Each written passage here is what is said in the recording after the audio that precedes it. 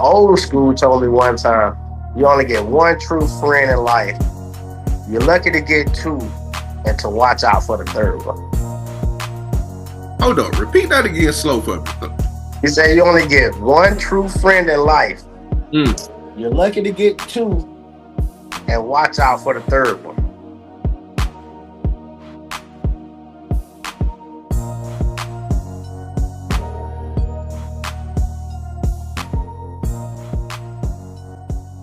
Welcome to another episode of Tons of Wisdom. Today we got a special guest. This one right here means a lot to me, especially when I'm enjoying family and spending time with them and having good conversation. We got our guest, Kelwoski Gibbons, aka Watt. What's going on, cuz? Man, I can't no complaints. No complaints, family. Okay. You doing all right today? Yes, sir. You? Yeah, I'm doing great, man. Besides this rain, but it's gonna be all right. Right. We'll get by it. There you go. All right, so let's get it going then. All right, so of course everybody know you by Watt. How did you get that nickname? I know it's kind of self-explanatory, but who gave it to you? How you got it? My grandma gave it to me. Mm. That was because, man, when I was born, I'm basically the only light-skinned one on my mama's side of the family. They thought I was bright as a 1,000-watt light bulb. Okay. All right. So, where you from, cuz? Jefferson County, man, Bartow to be exact. Small town. One stoplight, one gas station. And that's it. Okay. So, Bartow, Georgia. So, we all know that's a little small place, one red light, but it's big on family. Everybody love each other. Everybody take care of each other. So I guess let's start from the beginning, right? So Watt from Bartow, Georgia. What was it looking like in your household when you was probably about 8, 9 years old? Like what did a Saturday look like with Watt growing up? Man, outside. Well, first breakfast. First thing first, we was gonna get breakfast. Okay. After that, you outside. Ain't no coming in till the sun going down. That was good days, really, just playing, riding your bicycle, getting dirty. Bro, we used to jump off the bridge, go swimming in the creek. Just typical country boy, really. Yeah. That was a tip. And okay, so let me ask you this, right? Go ahead, I'm sorry. Oh, no hot meals on a Saturday, man. Mm-hmm. Yeah, you get it how you live on a Saturday. Okay. So what did breakfast look like? Because look, coming from the South, man, breakfast can look like bacon, hog jaws, salmon patties. I mean, look, the South breakfast look a little different. So what did y'all breakfast look like? Man, whatever they can get their hands on, bro. Mostly salmon patties, bacons. Bro, I used to watch my grandma literally skin a pig right there in the backyard, bro. Literally. I know you're not lying, right? Because I was talking to my dad probably 2 months ago, and we were talking about that too. But my question was, did y'all go to the grocery store a lot? And he was like, nah, we didn't go to the grocery store a lot. We pretty much, hunted, and what we hunted, we'll skin it right there, and we'll have our own meat. We really didn't go buy stuff. So I was like, man, that's crazy. That's like a country type of living. We just depend on the land. So no, that's awesome, man. All right. Okay. No, man. We know how to live off the land if we had to. Facts. So of course, I know a little bit about where you are right now, right? As far as the man you are now. Because of course I think you went to the service. I'm younger than you, so I know some of your friends and that you hang around now. But who did you grow up with back then? Who's your childhood friends growing up? Daytron Hickson, aka Scully, Jonathan Head, Tail. Okay. Damian Head. Everybody know him as Pat. Bro, we was right next door. Right in that little circle, bro. We grew up like brothers, bro. I'm talking about. Tail might wear this shirt to school on Monday. I might wear it on Thursday. You know what I mean? We were just that tight knit. So did your mom like live right there, like kind of in the same spot the whole time, or y'all kind of moved around, or? Ah man, she stayed in that little circle, bro. Probably 18, 19 years until she recently moved a couple years ago. Dang. Okay, I didn't know that. Cause I know I get to talking to my mom, right, and they always was around Bartow and Watley. But they was in different places in Bartow and Watley. But like you said, that little circle, that little lane, man, that's some true history. A lot of us really, man, a lot of our people grew up like right there, like for a long time. Long time. Okay. So of course, right, you grew up in the lane, you grew up around there. So 8, 9 years old, you coming up.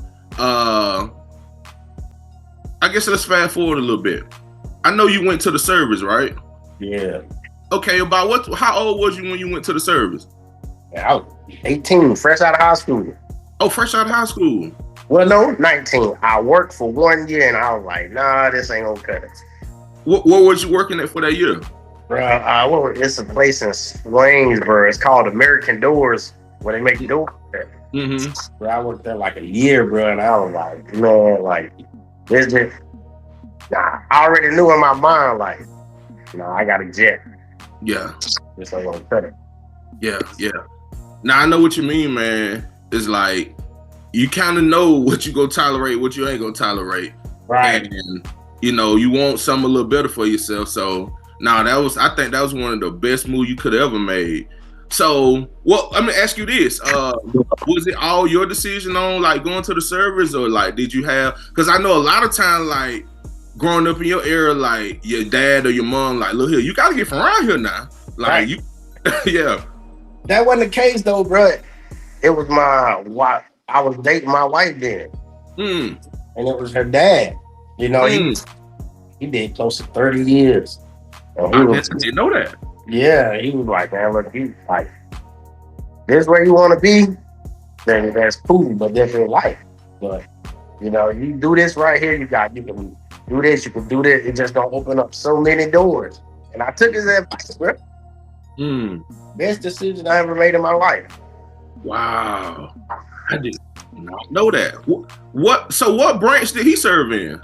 Man, he retired as a command sergeant major in the Army. Man. Yeah, I think he did like 27 years, bro. 27 years? Yeah. Dang.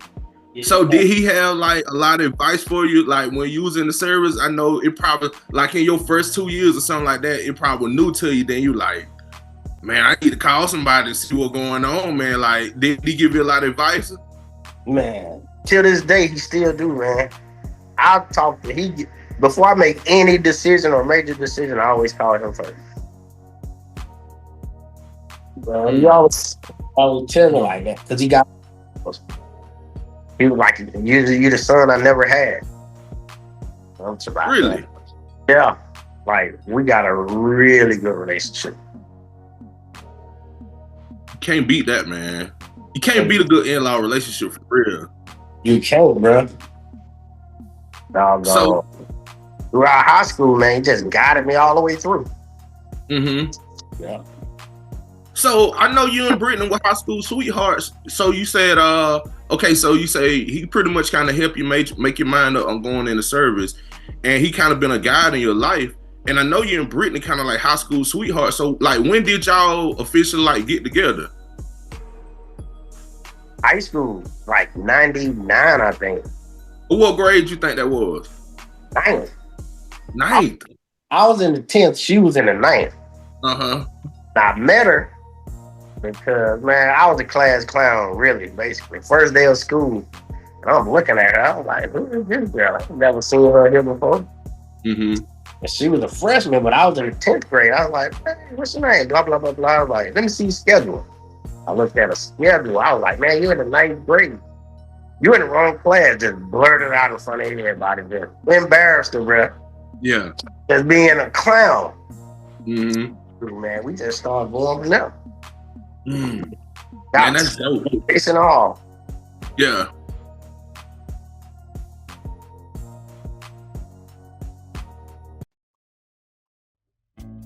Didn't I just hear you ask someone who purchased mobile homes because you trying to get rid of yours? I thought I heard that. I thought I did. Guess what? You got in contact with the right people. We do purchase mobile homes as long as they 1992 or newer. You might have one on land that you're trying to get rid of. You might have one in a mobile home park that you're trying to get rid of. Either way, it's fine. We'll take them all. So you might also ask us, Nick, where are you guys purchasing the mobile homes at? Well, guess what? We purchase them all over the country. So wherever you have a mobile home at that you're trying to get rid of, that's totally fine with us. We will purchase it. So go ahead and add our page, NG Home Solutions, the #1 mobile home buyer. That's right. NG Home Solutions, the #1 mobile home buyer. So go ahead and message us with whatever mobile home or mobile homes you're trying to get rid of, and we'll be in contact with you ASAP. All right, back to the episode. Man, that's dope. That's dope. That's dope there, man. So okay, so y'all pretty much met in 9th grade, and y'all been together how long now? Sure, we've been knowing each other, what, 22 years. Man, that's awesome. That's awesome. I know, when you said that, when you said the number, right? I know me and my wife, we've been together 13 years and been married, about to be 7. And when you said that number, all I thought was time. And it just made me think on my side, like the time you put in, like that time is dope, man, because it's so much levels to that time, man. You have those periods of just the up and down and the growth, and it just make you just stay together and love each other, a lot more. Right. That's dope, man. I commend that, man. A lot of people don't believe in like long-term relationships anymore, or they don't believe in committing. So I tell you this all the time, and I'm gonna tell you this again. Like that's dope. That's dope that you the man you are, and you handle the man duties that you handle, because it ain't easy, and we ain't gonna sit here and act like it easy. But right. we stand there and tough it out. So I salute you for that, man. Appreciate it. And we actually married twice. Huh? Yeah, we got married twice. I didn't know that. We got married fresh out of high school. And then I was like, man, I'm done with the military. I'm going to get out, come back home. She didn't feel like it was the best decision. I wasn't going to give in on it. And we were young, you know what I mean? Yep. So we parted ways. Mm-hmm. She dated, I dated, and lo and behold, 2015, we rekindled, got married again. August, we coming up on 10 years. Wow. That's how you know it's meant. Right. That's dope. I never would have known that, man. That's super dope. That's super dope. That make it even more special. You got a chance to kind of catch a little break, think about some things you need to change, come back together, and make it even better. Right. That's dope, man. That's dope. So, all right. So you was about 19 when you joined the service. Where did you go first for your training? I think it's training? You go about 6 months for your training? Chicago in the winter. You say Chicago? Yeah. I went to great school. How was that experience? Oh man, it was a great experience. But I was a country boy, so I was already kind of physically tough. It was the mental. I wasn't as thought I was, you know what I mean? But I did it. I left after training. I left there, went to Jacksonville for 2 years. Stayed in Jacksonville 2 years, left Jacksonville. I went to Virginia for 2 years. Jacksonville, Virginia. Okay. Did you ever get a chance to get out of the country? Yeah, I could throw a dart at the map, and 9 times out of 10, I've been there. Really? Yeah. So what you say your favorite place you've been to out the country? It would have to be Spain. Spain. Why Spain? And they got good food. It's pretty. The people are nice. It just was like a game changer. Being from a small town. Right. And I look around a year later and I'm in Spain. Yes, just the culture, bro. It's like so. It's definitely in my top 5. Dang. So in your top 5, what would you rate Spain in? It has to be like right behind Italy, like number 2. I forgot about it. But yeah, Italy's nice too. Italy. So what was your highlights about Italy? Vatican. Like that was a game changer. And I don't know what happened to that photo album, but I had an album. Like everywhere I've been, like this picture. Like Vatican, that was a bit of that. Bro, like it's really real. You know what I mean? Right. I'm in places you read about in school, you know? Right. That was a great experience. Man. You know, I can relate to that, what you just said. It's stuff like you read in school, you know. When I did my movement to North Dakota, I say that till today, like, man, this is something I looked at like in the history book in school, like, man, bro, there's no way in the world I thought I would have ended up there. But it was like one of the best decisions I ever made in my life. Like you said, it allowed me to expand like mentally, to like get away from home, see what you're made of. Like you said, test your mental, you know, see how far you can fly, how high you can go.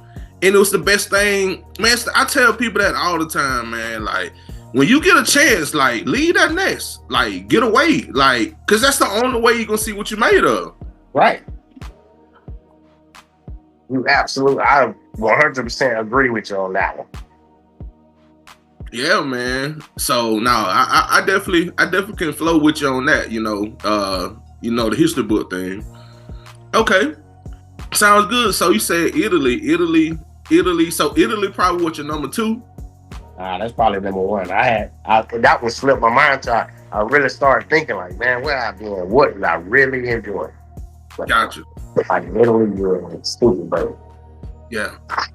Man, I can only imagine like some of the friends you made over those service years. Man, I bet you probably grew close with a lot of good brothers. Long. It's gonna be lifelong relationships, man. They'll still call every couple months, or I'll call and like, man, when we get to talking, it's like we never skipped the beat. I gained some like long time brothers out from the military. Do they like be like from around different areas, or a lot of them here in Georgia? No, it's a couple in Alabama, couple still in Virginia. Like my closest one, bro, I met him in boot camp. He was from the Virgin Islands. Can't speak no English, know nobody here, nothing, bro. Shoot, he in Cali, he retired in September. Still call me, we still chop it up. But my closest one, he live in Roadtown. Okay, so he right down the road then. Right down the road. Man, that's awesome, man. That's awesome. Let me ask you this. And I asked one of my last guests, cause he retired from the service as well. But what do you think you learned from the service?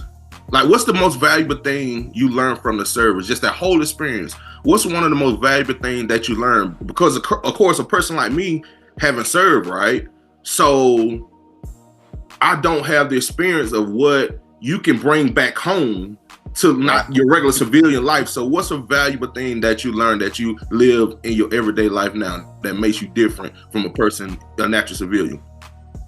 Yes. Like, sometimes Brittany even asks me, like, when that clock go off, I just in the flow. But I'm on it, and then I'm out the door. That's what I did for 10 years. It just like an integrity, man. You gotta be a person of integrity, man. That's like one of my biggest things. So how do they teach you integrity in the service? Because if you don't, you're gonna wish you did. If you didn't have none, you're gonna wish you did have some.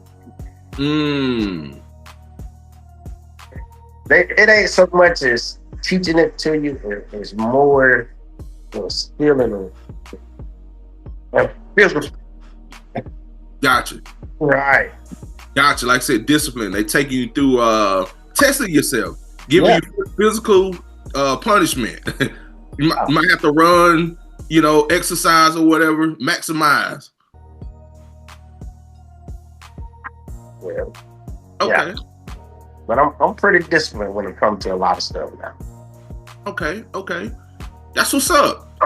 And that's what a lot of people don't have these days, discipline. And as a man, that's something like you have to have. Like you have to go, like, do what you got to do when you don't want to do it. That's what it's made of. And like you said, like, you could just jump up and go. Like, man, that's a leadership skill that, man, like, I admire in all men, because it's easy to say no. It's easy to just lay back down. It's easy to just walk away. So just to face adversity and endure some time, man, like, I look up to a lot of brothers like that, and I gain a lot of strength to just keep going myself, because it do get tough some days. Yeah, definitely. Yeah. Okay. So, all right. So I think I got a couple more questions about your service career. So you served how many years? I actually did 4 in the Navy. Then I did this thing called Blue to Green. Well, the day I finished my contract with the Navy, I jumped straight into the Army. For another 6 years. Okay. So, man, you had like double experience, like from 2 different angles. Like, explain that to me. Like, I know that's got to be different, because most people have like Army, Navy, Air Force, like that's their own experience. But you had like the double dip. Like, what you learned? Like, what made that special? I didn't know what I was getting myself into. Okay. I thought I was the man when I was in the Navy. You know what I'm saying? Because it's much laid back. That Army was a whole different ball game, man. I left Virginia, went straight to White Sands missile range in New Mexico. That's where they tested the first atomic bomb. High elevation, and like they got to whip you into Army shape now versus coming from the Navy. Yeah, that was a tough one. That's the hardest part, is that transition right there. Yeah. Okay. I can see that too. I can see that what has been, I don't know much about the service, right? But I can kind of see and distinguish from what you're saying, the 2 differences on both sides. But man, that explains a lot though, cause like that explains a lot with discipline. It means just seeing how you move. Like, man, you really train on a different level, like mentally. Like, that leads me to my next question, right? I was gonna ask you that, but I'm gonna ask you now. Why you think people love and respect you the way they do? Probably love because I'm loyal. Never hear somebody say, Watt did this behind my back, or he wouldn't look out for me on the, like, and that's one of the things that my wife always say, like, man, you really care about me. Like, I catch, sometimes I just do random stuff for a homeless person, you know what I mean? And it just be the small stuff. I got respect because of who I used to be. I used to be all for the bull crap. You know what I mean?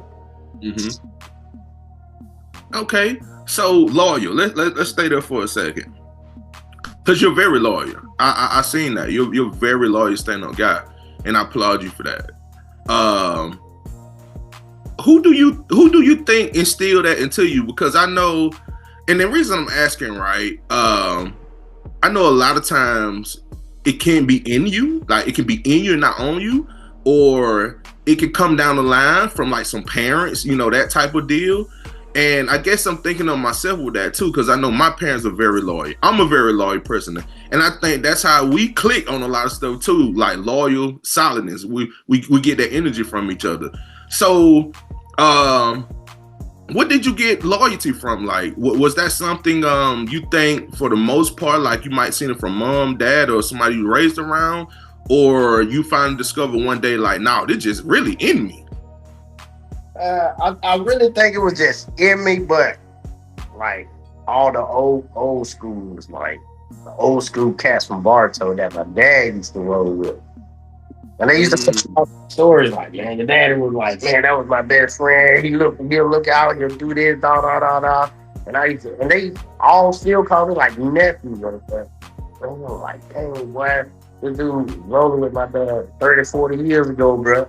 And to this day, he still talk about like they little group was just, if this one ain't got it, these six gonna help him get it. You know what I mean? And they were tight knit like that. And I'm authentic. I ain't going with it. You say that one more time for me? And I'm authentic. Uh-huh. I'm one of them ones. You know what I'm saying? I ain't going with a silver spoon. So, like, when I ever bump into somebody, we got that genuine love connection, like, all right, da da da da, like, you know, I hold that close to me. Because an old school told me one time, you only get one true friend in life. You're lucky to get two and to watch out for the third one. Hold on, repeat that again slow for me. He said you only get one true friend in life. You're lucky to get two and watch out for the third one. Golly. And it hit me when he said that. And I was like, man, you know what I'm saying? Like, that make a lot of sense. That's some good old school wisdom for you there now. Right. Golly, did you see that to be true? Let me ask you this: when did he tell you that? But about how old? Like, was you young or? I'm probably like mid-20s, baby. Okay, so did you see that to be true? Seen it to be perfectly true. Perfectly true. Man. You know, when you try to be loyal to everybody, you don't get the same thing in return most times. So it sounds like you know a thing or two about having your feelings hurt because you giving out too much, thinking it's gonna be reciprocated. Yeah, I had to pull it back. Outside of my family, man, I probably got a handful. Yeah. And like everybody can't have access to me nowadays. You know what I mean? Right. And you know it's sad, man, because it's like people take advantage of that. Yeah, they will. Not, and they not even understanding. Like you, like, look, I ain't sweet now. Like they just me. And you know it's crazy, man, because it's like you be want to be yourself, right? But it's like the way people move, they have to make you readjust who you are. You can't be like 100% authentically you because people want to take advantage of it. You know, it's wild, man. It's wild. I definitely understand what you're saying there, man. It's just wild. It's wild how people really move and they try to take advantage of, like you say, your loyalty, like just being a good person, you know? That's wild. So let me ask you this. What's more important, loyalty or respect? Loyalty. Why is that? I don't need you to respect me. So, what you do over here, I don't need your respect. Loyalty, my biggest thing. Loyalty. Now I was gonna say, do respect bring loyalty? I don't think it necessarily do. Okay. Because, you know, you can say you respect me while we're face to face, but then you can go off over here to somebody who don't respect me, and you're gonna do respect them just like they do. If that makes sense. No, that makes a lot of sense. Yeah, if I was to have to answer that myself, I would probably say loyalty too. I take loyalty over respect, and kind of what you said. You don't have to respect me, but if I'm gonna let you in my circle, you got to be loyal, because I know I'm not gonna do. You're not gonna do to me, or what I know I'm not gonna do to you. Exactly. He'll respect you for all the wrong things. I know you see a lot of that these days. A lot of like, like, they can say, "Oh, I respect Nick. Nick, the best bass fisher out there." You know, but not respect, or Nick is the best businessman out there. Nick is the best dad out there. I respect Nick for that. But do you respect Nick for who Nick is? As a man. As a man versus all the worldly things, you know what I mean? Right. Golly, cool, boy, you said something, boy, like you hit it on the head. You know, when you said that, it just an image came in my mind of, I always say a saying, like, take it back to the basics. And like where we at in life right now, we got to go back to the basics. And back to the basics for what you're saying mean we don't respect each other as humans anymore. We don't respect each other as a man or a woman anymore. We respect each other for our accolades or our outer layers, not the inner layers. You know, it ain't, man, Watt got a good heart, man. Man, Watt make sure you take care of his family, man. Man, you ain't gonna do nothing crazy around Watt to no elder, man. It's like, nah, man, Watt got that gold bracelet on. I respect him. You know, right. Watt got a beard. I respect him. Right. It's some of the most weirdest stuff now, and it's so confusing, man. Like you said, it just keeps you in a bubble. Like, it keeps you just stay out the way because, like, the way people think and what they respect these days, like, I don't know. I don't know what's going on. It's weird, cuz. Weird, man. And that's why I always just have loyal people around me. And be humble, you know. That's true. So, all right. So you said, you know, you think people respect you these days probably from your past. What I try to do too, man, is I try to have conversations like with the youth, right? Try to get them to understand we all hit, I'm gonna call it a dead zone in our life. I'm gonna call it that. And the definition for dead zone for me is when you're young, dumb, you think you know life, and you don't have a clue what life means yet. And you start making some of the worst mistakes early that'll hunt you for the rest of your life. Right. And I thank God, man, like I made it out of all my crazy situation that I was in growing up, so I can have conversation with people like you now. So I can talk about the testimonies and all of the things that God brought me through to try to save someone, right?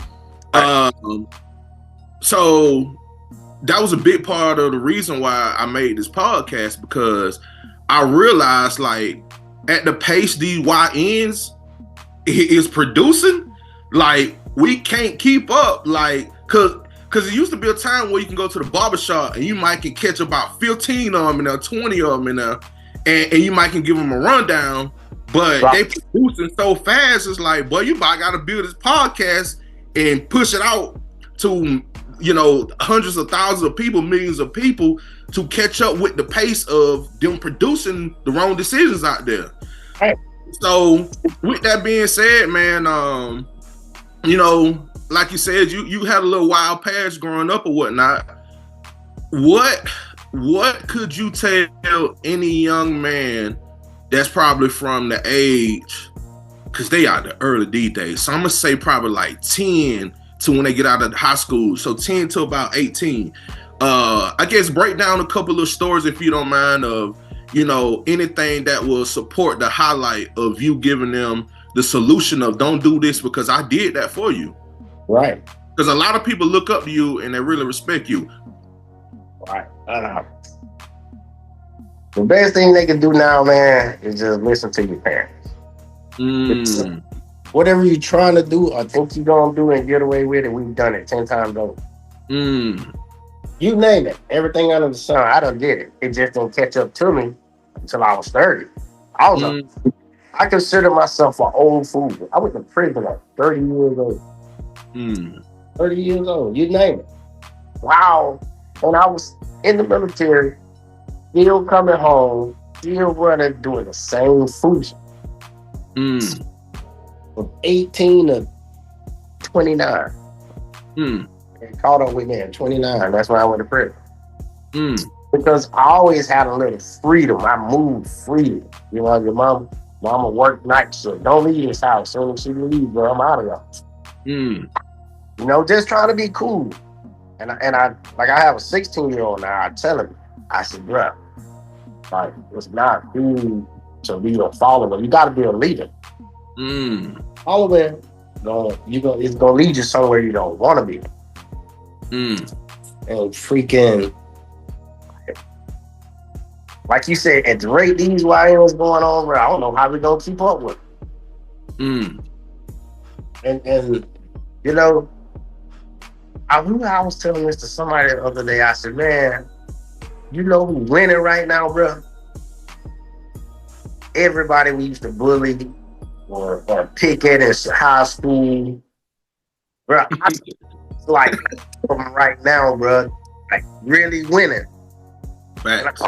It was always cool to them, and they never changed who they were to try to be something they not. They stuck with their plan. Like my main focus, because when I got sentenced to prison, that lady told me to my face, like, I know you didn't do it, but I'm gonna send you to prison so you can learn who you need to be around later in your life. And I was like, what? Like, did this lady just really say that? Did you understand that at that point when she said it? No, I didn't. I didn't. I ain't understand until like my second year in prison. When I was like, I'm 2 years in, I got 2 more left. All right, it's time to buckle down now. You got to figure. I started reading. I started getting my mind together. I was like, she really telling me I need to change my environment. I need to change. I think maybe I just need to change the company I keep. And it made sense.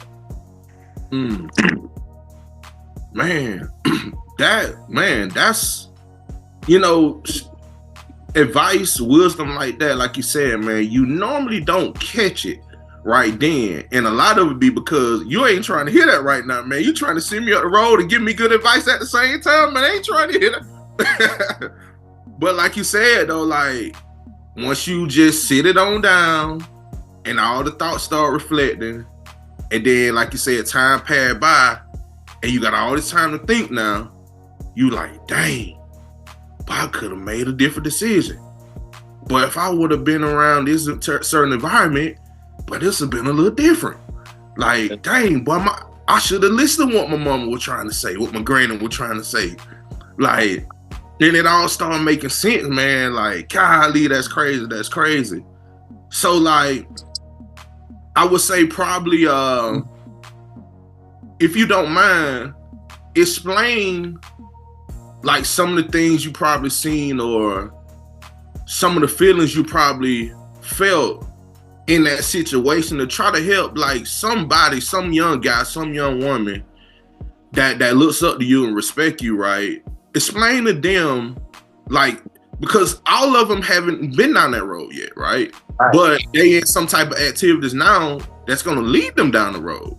So tell them about some of the experience that you've seen that you thought you wouldn't have never seen because you haven't experienced it yet. But then you got on the other side of the wall, you was like, oh, this is a different world. So explain to them, if you don't mind, you know, to try to help them hit the brakes. Well, I ain't have it too bad, bro. I ain't gonna lie. Because it was when I got to where I was going, there was a couple cats from Jefferson County that had already been there. You know what I mean? Dickie Doo was there. Everybody know Dickie Doo, Walmart, B Hall, a couple cats from Burke County, I mean. But if you them YNs, you know, 30 and over, they ain't on your bumper like that's over there. That's there.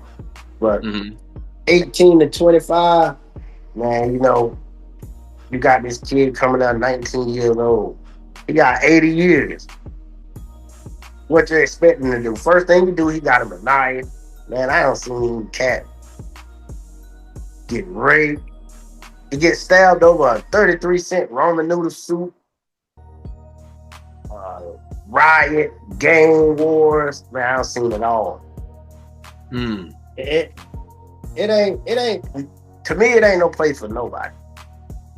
But if you choose to do this, you already know this is what comes. So you already got a heads up. So it's up to you to choose which route you want to take. But like I've been scrolling Facebook, man, and it seems like every week it's a stabbing murder at one of these prisons in Georgia. Yep. Sad, man. Luckily, I had some good friends, bro.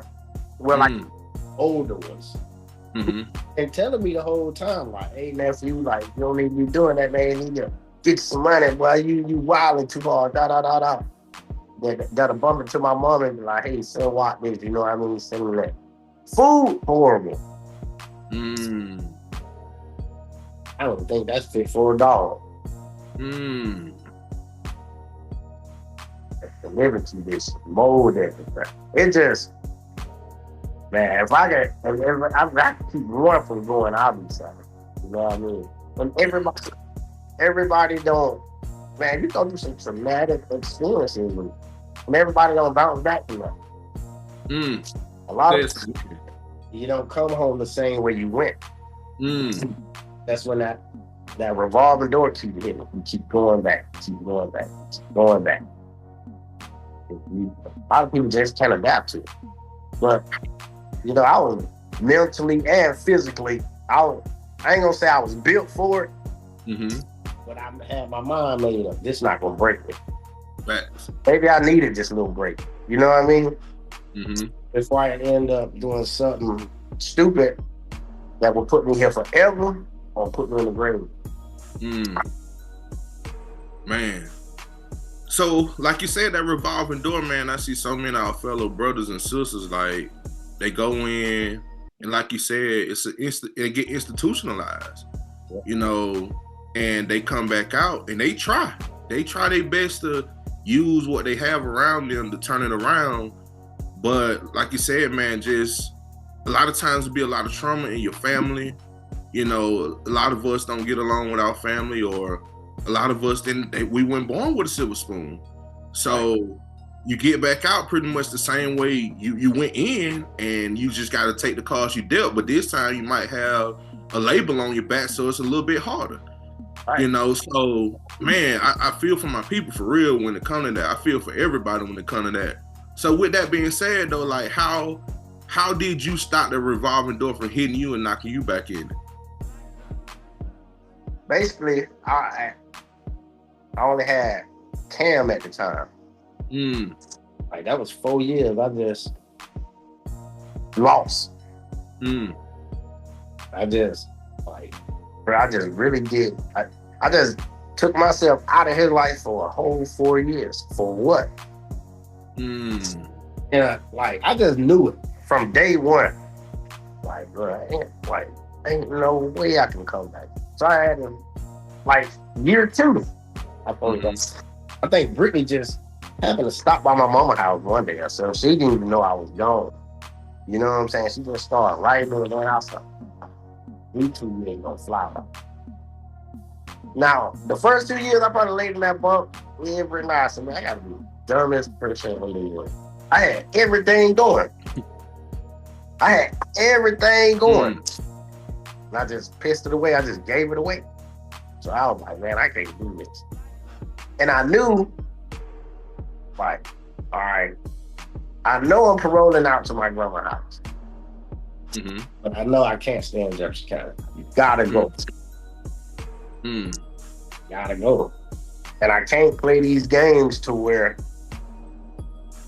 like, if I have, well, I knew I wanted at least one more kid. And they had to make up all this time with Cam. I was like, man, I can't leave it doing. Ain't no way possible. Just can't do it. And Ground Zero started over from scratch, from nothing.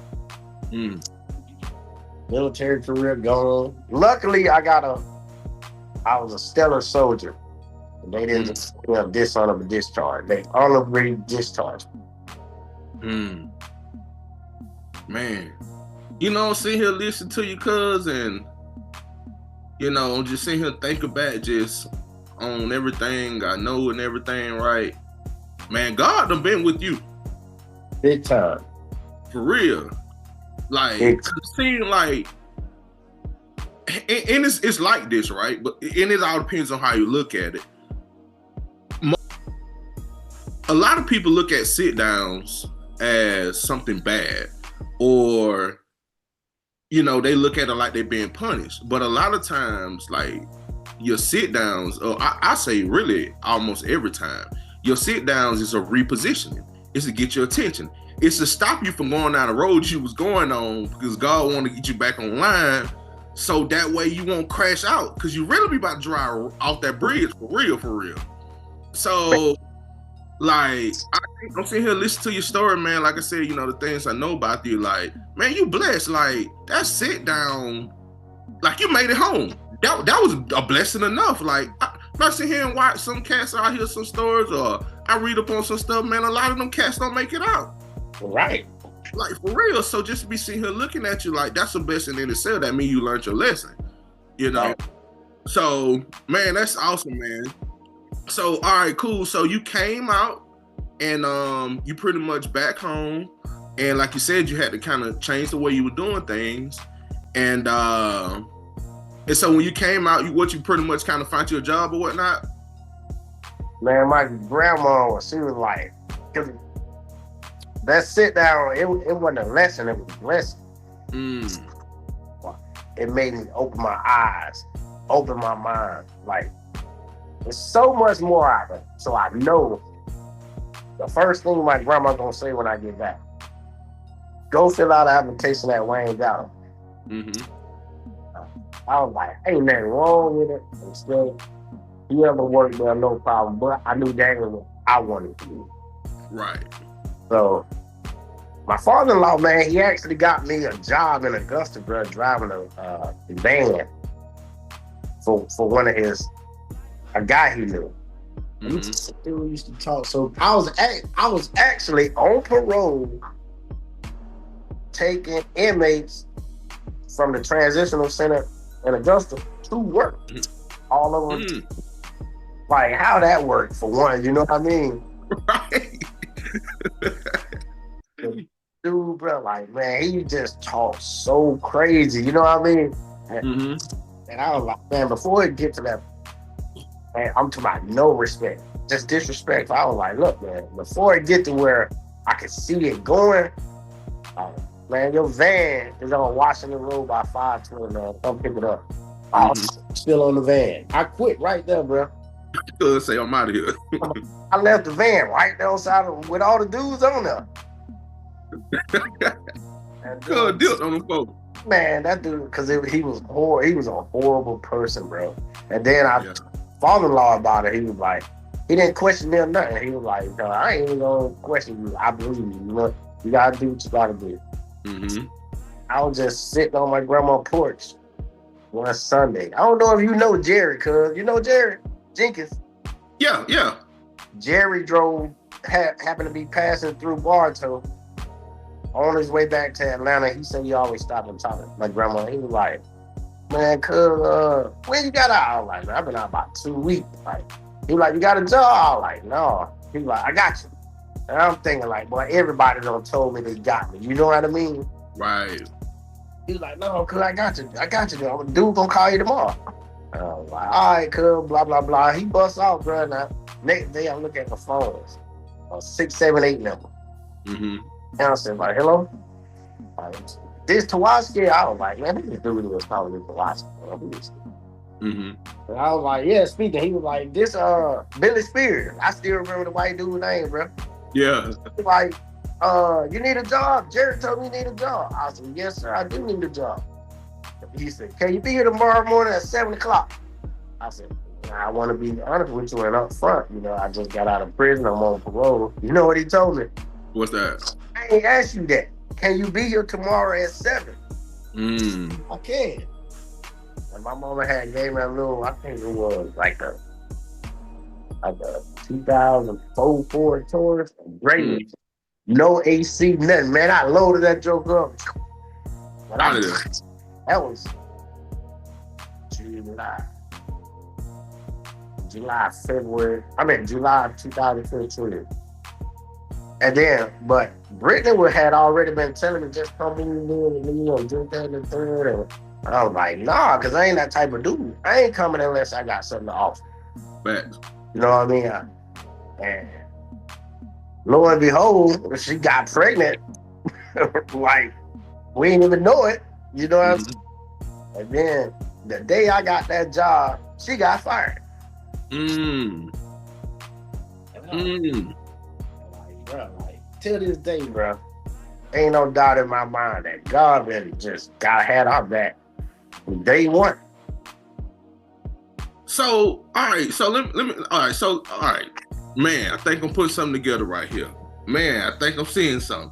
So you say you got the job that day, and I don't know if the same day or pretty much around that time she got fired. Yep. I know you say y'all kind of got together. Y'all kind of, split, then got back together. At this time, was y'all like together then?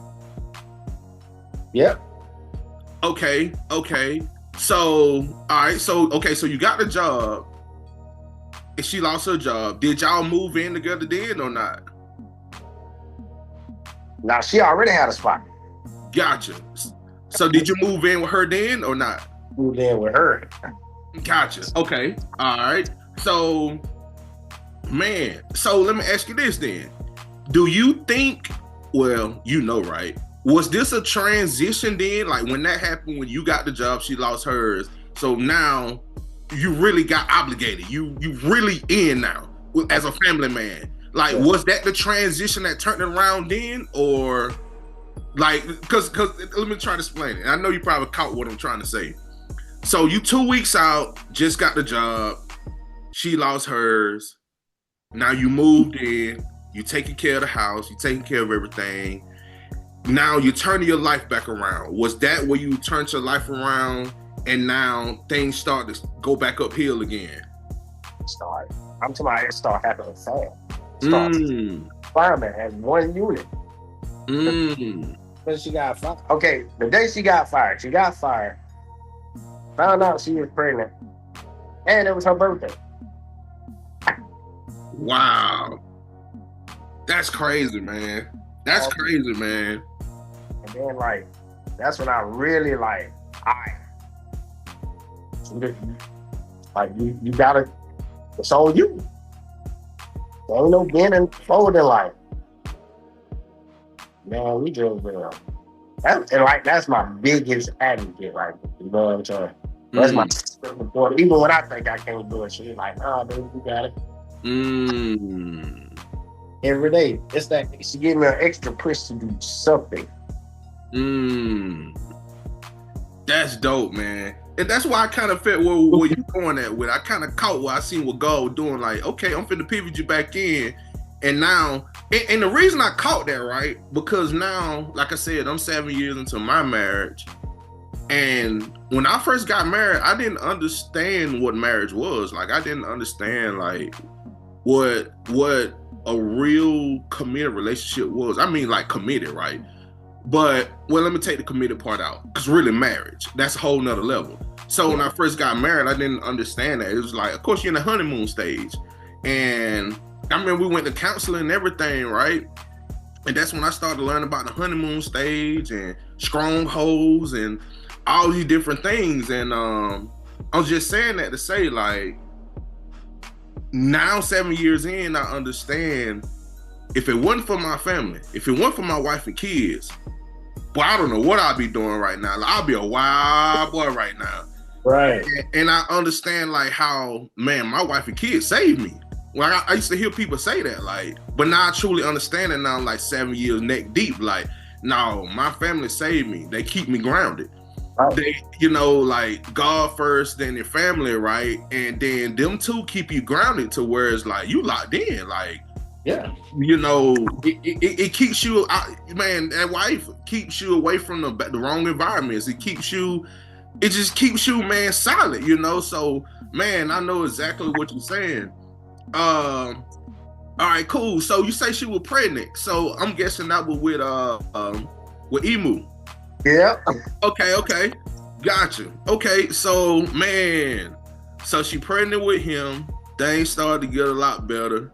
And at the time, where was you living at? Where was y'all living? Y'all was in where? In Conyers? That's right. Okay, that was Conyers. Okay. All right, cool. So y'all was in Conyers. Okay, man, that's dope, man. So everything going on up, man, it's all making sense now. Cause that ain't nobody but God. That ain't, man. Man.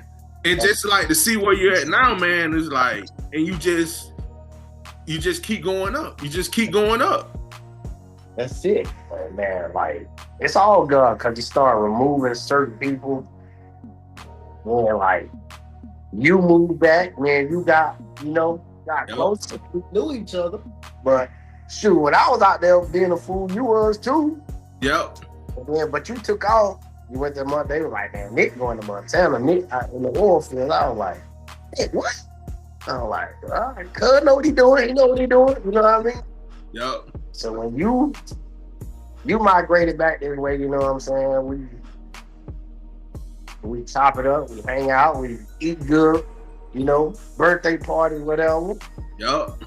Dude came back this way, you know, me and him got a good relationship. Like, just like, the people that went for me, it's like God showed me, you know what I mean? Literally showed me, like, nah, this dude was for you, you know what I mean? Yeah. And that's a master, like, that's a power of being loyal too. Because when you loyal, you can see through everything. Because of course you can see everything opposite of you. You can feel everything opposite of you. You know, so like you said, like just being a solid person, like God just magnified the BS so clearly around you and just removes it, man.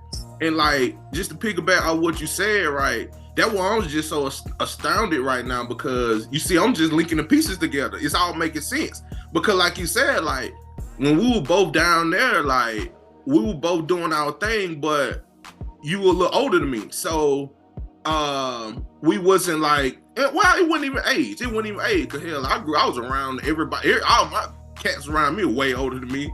But you had your little crew over here. I had my crew over there. And that's how it kind of was. And then, you know, I used to peel in and out of Bartow, but, you know, I wasn't down there like that. I didn't live there. It's like, you know, you're around everybody else. So, like you said, I peel off. I go to North Dakota. And, shoot, man, I went to North Dakota for 5 years. And I'm thinking that was like, so I peel out in 5 years. And like you said, all this going on, your whole transition.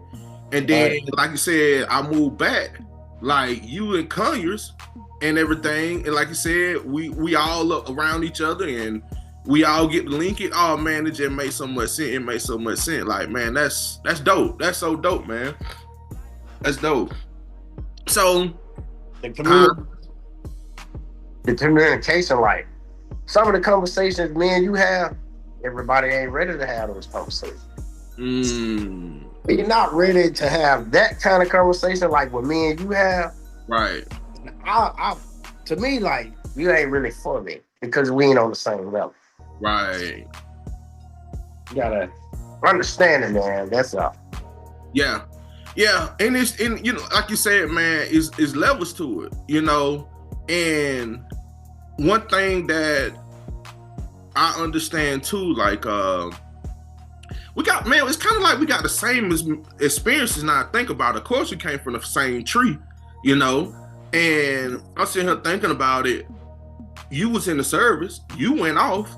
We know the power of getting away from your environment and getting in different environments and how they're just going to expand your mind, and you're going to see the world differently, and you're going to realize like, whoa, but it's way different than Bartow. It's way bigger than Bartow. Why too much going on out here? And then you get around people, you get around people that's on your level or farther than you, and they're elevating, and they want to see you do better. And then like you said, you look where you came from, it's like, wow, this is a whole different world. So like you said, you out of the country, and then when I left and when I went to North Dakota, we both experienced like different worlds, and the world is bigger than where we came from. And then it's like we kind of migrated back. So we connected and linked with that mindset of the world is bigger than where we came from. We see things from different perspectives. Like we can grasp and talk on different levels from different perspectives. Because that's everything. That's everything, man. I encourage anybody listening to this. I encourage y'all to really travel, like get outside your box. I see people posting on Facebook all the time. Man, I'm leaving here next year. Man, I think I'm just gonna give it a shot. Like, no, don't do it. I mean, don't say it. Just do it. Like, you don't know how that would change your life, man. Because, like, when you kind of where you from, or you're in the areas of where you're from, all you really stuck with is the people that's been around you forever. So you got to think about it. Your environment dictates who you are. So there's no growth going on in your environment. You haven't had a significant amount of growth in the last 10, 15, 20 years, 30 years going on. You got to think about it. Time just constantly passing by. So especially if you're young, if you definitely young, man, go. Especially if you ain't got no kids, man, go now, like, because it's going to pay off in the long run. So, all right. So just to hop back on course. All right, cool. So now you're a family man, because you're a family man. You got your beautiful kids, your beautiful wife. Do you see yourself in that unk status? You're OG, you're unk now. Do people be calling you that? Man, I definitely feel like unk. They feel like unk. Unk. Okay. How do that feel like? Because like you said, you know, coming from our environments, like we ain't come from Chicago, right? Or, you know, some of them crazy spots in Florida or something, right?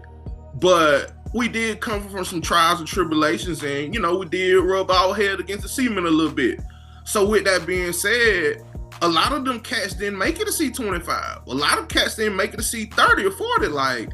Exactly. So now you at that unk status, like, what do that feel like to be at that 40 mark or OG? Like, you lived a little bit. What do that feel like now? I embrace it, man. Fully embrace it, and just try to drop little nuggets and little jewels on them young cats every now and then, man. Like that Nipsey Hussle back there. I saw one of his quotes the other day, and it stuck with me. I said, man, I got to drop this on camera. And they said, if you want to know where you're gonna be in the next 10 years, look up the people around you. Man, that's deep, bro. Like, just think about it. Like, you running around out here with Douglas and Rod and still chilling. Then what your future gonna look like in the next like I like talking to $500,000, millionaires, multi-millionaires. I'm like sponge, man. I soak that game up, man. Why wouldn't you want to, you know, at least have, you know, one or two that you can conversate with? Why not? Because everybody want to be a YN with the pooch shiesty mask, and appearance is everything. Perception. Perception is everything, man. If you carry yourself like a gentleman, then 9 times out of 10 you don't have a problem. Right. Look, we would have solved a whole lot of our problems like that back in the day, wouldn't it? Right. Didn't know how you carry yourself. That was the energy you was inviting to you. Yeah. You invite. You just open the door to it. Man, I'm sitting here thinking, like, I'm thinking back myself, like how you should just mean mug and want to be so hard, and oh man. But then when someone come knocking on the door, you wondering why it's there. Dog, you invite, like that's what your energy on. You vibrating there. What you think gonna happen? Lighting it in. I mean, because if you look at the, like, let me see, like, who the upstanding hood motivating guys know. Okay, people like G. Howard, Tynell, Bush, Sherrod. You just always knew them for being fresh. You know what I'm saying? Not on the raw, nothing. They just was fresh, and it was always that little blanket. Mm-hmm. You know what I mean? And I see why now why they always kept their circle closed like that, because it wasn't ever good vibes, positivity. You know what I mean? Yep. But now, I mean, you run around with the devil, boy, he coming to dance with you sooner or later. Okay. No, you hear that doorbell ring? Don't think it. Hey, don't look at it like it's a surprise. You just gotta roll with it, man. It's crazy. Them facts, man. And that's like, you know, that's why I try to keep my circle pretty tight too, because it's like, I'm an ambitious person. Like, I love taking risks. I live off of risk. Like, if I'm not risking something, man, my life boring. Like, every day I'm trying to go, you know, put it on the line and flip it all. Like I love risk. Like, I'll bet it all tomorrow because I risk so much and so many times that I know myself. And if I lose in the casino, I just go get it back in the next 30 days. You know? And I love being around risky people that like to just stretch themselves, see how far we can go together. And like you said, that just picking back off of what you said with like G and Harry and them, like you said, like, man, no cats grew up from like little jitty buzz together. And that'd be the dope part too. Like, I admire stuff like that, like a childhood relationship where y'all grew up from the playground, and like y'all 30, 40, 50 years, 60 years later, y'all still tight. Y'all still having conversations. Like, y'all still laughing like little boys in high school. Like, man, that's dope. That's dope. And that's super dope. Like, you know, because a lot of time, like, you don't hit that 40, 50, 60, 70, 80 till you gone mark and you dealt with your day ones. A lot of the time that didn't happen, man. It ain't happen for a lot of people. So stuff like that be special for real, man. You gotta cherish the good people that God placed in your life, bro. Ones that the devil sent over there to kick it with. But that's kind of like the world we live in today, man. People just don't cherish the real genuine. It's the fake one. Put on the pedestal just because of, man, you upstanding dude. You know what I'm saying? We grinding, man. We hustling. We going to get it by all means. Facts. But we want it legit. But the one that's out there, never to get the dollar, bro, they hold them up here. Instead of saying, well, Nick, hey, man, what, man, throw me a little game about this right here. Or you know anything about this? Or you know anything about this? They ain't gonna do it just because it's you. Just because you're Nick Gunter. And that be the crazy part. Like, it's crazy. It is. It is, man. And it's really bad, like, in our community, like the Black community. You know, because I be around a lot of communities, you know, from Asians to Black people to white people to, I mean, Mexicans, like, I mean, you name it, I'm around them. Because of course, like, the more successful you get, one thing I learned and I realized, like, the more successful you get, the more open you get. Like, I was with one of my business partners over the weekend, and she was like, I just can't stand when people try to hold stuff back. I just can't stand when they be trying to gatekeep.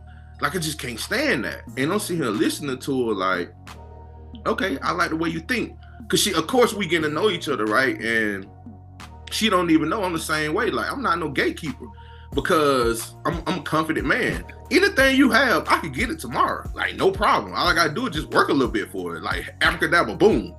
You know, so it's like, I just pay attention to people, all colors, that have money. Man, these folks ain't trying to hold nothing back, because that's one thing I learned. Like, the higher you get up the ladder, the more these people want to collaborate. The lower you get down to the bottom, the more these people want to go. They want is individuals, pretty much. Like, everybody want to be the boss. You got a whole neighborhood, but one person the boss. Like, Big Meech even said that, man. I had a long run because nobody know who the boss was. Exactly. Like, you look at everybody around me, you be like, is he the boss? No, he the boss. No, you should see him. He the boss. And it's like, that's one thing we don't understand. It's like, man, I be ready to just give my shirt to these people because, like, people don't understand, like, man, life is abundance. We make it hard. Like, we make it harder than what it need to be. Like, majority of people be wanting to help you, but it be our insecurities. Our insecurities be having us so emotional. And that's where we at now in the game. Everybody's so emotional that they getting blinded. Like, most people be trying to help you come up, but because the way you see this person off your lack of insecurities, you'll miss the whole play, or you'll miss the alley hoop somebody's trying to throw you. You know, it's wild, man. It's wild, you know, just how a lot of our people just operate, man. Like you said, because it's a certain person, oh no, I can't ask them, or oh no, it can't be this, or it's like, it's cool, because I don't need you around me anyway, because we're gonna end up getting into it, and now you're wasting my time and my energy. So just stay over there, and I just keep trying to find people that want to build and grow. Right, and that's what that goes back to, like, when I say, man, everybody don't have access to me now. You know, some nights, man, we'll be laying in the bed, phone go off, and I'll look at it. I already know, like, nah. You know what I mean? Right. But I know if I got something going on or an idea or something hit me, man, let me hit Nick up real quick. Man, so and so up real quick. Man, let me chop it up with Cub real quick. Because we think a lot. And it ain't nothing salty. You know what I'm saying? Because the type, if you win, as coming from our tree, we all just won. Facts. We all, and one of us win, we all just won. They were looking like that. They wanna. I've been trying to figure it out for about 2 years. I just don't understand it. You know, I just said that the other day. You know, if you look at every big business around that's been standing up for generations of years, those are last names. Those are family trees, like me and yours, like Joe and Jim's, like Kathy and Sue's, man, just like a regular ordinary family that everybody know. But that's somebody's lineage that started from their great granddaddy that decided to jump out and look, as a man, let me provide and let me leave something down for my great grandchildren. Like, that's all that was, simple as that. Some man that worked it hard, that came together with the other men in the family, and that understood, like, look, as all the way down here as men, we're leaders. We the ones got to take care of these children and these women. And if something happens to me, I need you to do this. If something happened to me, I need you to do that. It was just men that was communicating. But in these days, our men can't even communicate. It's just crazy, like, how we can't even communicate. And that's when the family get divided. Because 9 times out of 10, what happened is the women get out of control. And now, you know it, all the women beefing. And that's normally the women of the family take over, like, the position of the family. And now what happened is the women controlling the narrative with, oh yeah, I don't fool her like that. And now having the men at the cookout and your woman like, let's go. And there you gotta go. And it's like, we just gotta get back in line as men and take care of the family and run these plays as men, because at the end of the day, we all we got. That's how the enemy be tearing us up. Yeah. And that's how these big families and everybody else be winning, because we don't know how to communicate with each other. Right. Yeah. But I'm gonna shift gears real quick before we get out here, cuz. So, like, what are some valuable things that, like, you learned about marriage and that you uphold now that you pretty much a family man now? Man, pretty much go back to Proverbs 18:22. When a man finds a wife, he finds a good thing. And bro, you need that woman. And I don't know about your household, but mine, she's pretty much the foundation, bro. Right. Like, if I get a crack in a brick, you know, she got the concrete patching it up. You know, we're the leaders, we're the men. Right. Some days we just got them tough days to where you just need that wife to rub your head and be like, look, baby, it's gonna be all right. You know, lean on. because everybody pretty much leans on you. Everybody depends on you. So you have them days when, man, ain't nothing like that. That woman's touch, a wife that you know, you're a partner. Like, if I ain't here today, I know she got me.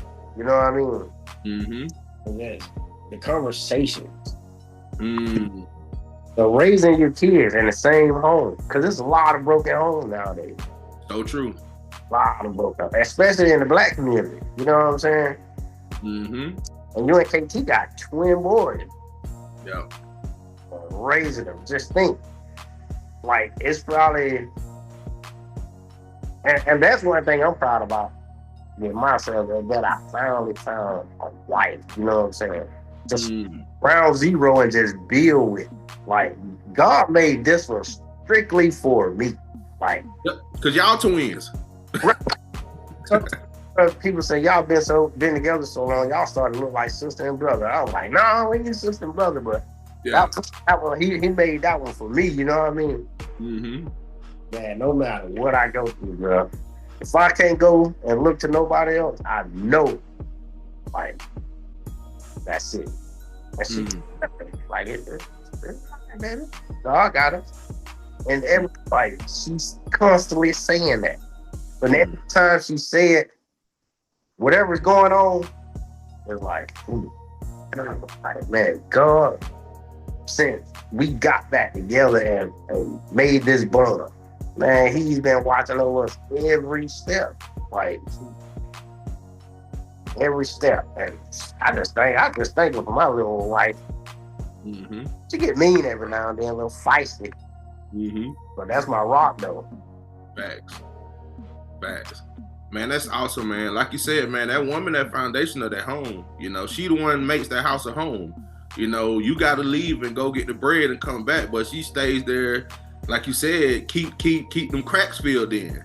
You know, keep that machine running while you can't be there and you got to play your part. So that's dope, man. That's dope. I love it, cuz.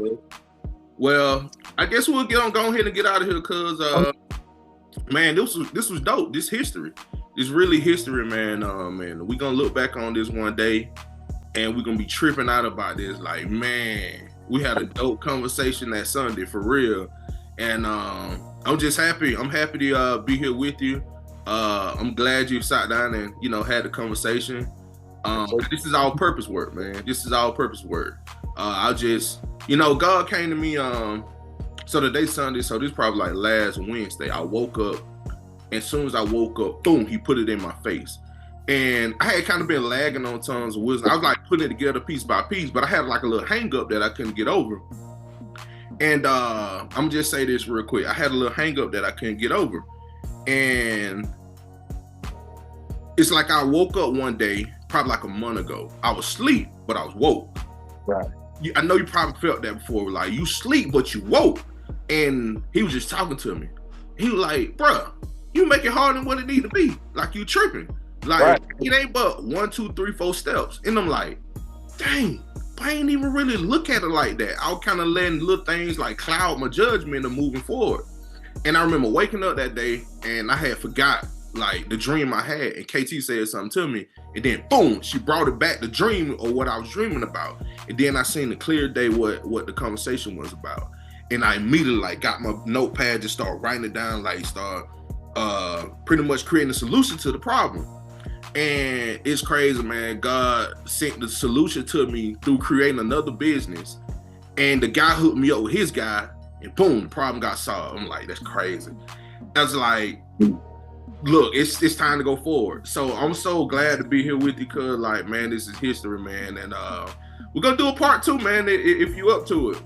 Man, I'm up to it, cuz I ain't gonna lie, when you asked me, I was like, but then I was like, but this Nick though, you know, I can't say no. Like, that's cuz. And why not?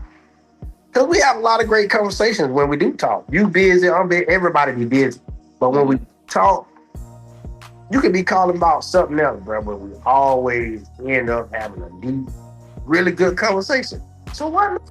You know what I mean? Yeah.